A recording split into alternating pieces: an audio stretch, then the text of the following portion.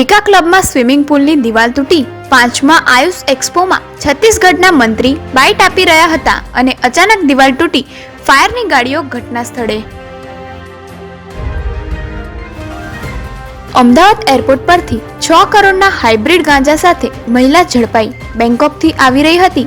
અબુધાબીથી આવેલા મુસાફર પાસેથી 15 આઈફોન અને ડિજિટલ વોચ મળી આવી. મહેસાણામાં ટ્રક ચાલકે યુવકને કચડ્યો. માતાની સારવાર કરાવી ઘરે જતા યુવકનું ટ્રકની ટક્કરે ઘટના સ્થળે જ મોત. પોલીસે તપાસ હાથ ધરી.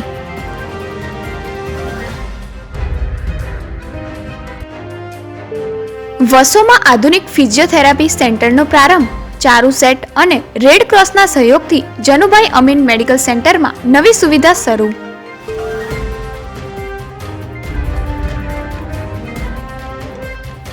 કપડવંજમાં સોલાર દુકાનમાં ચોરી. ઇકો કારમાં આવેલા 3 તસ્કરોએ 1,62,000 સામાનની ચોરી કરી ઘટના સીસીટીવીમાં કેદ.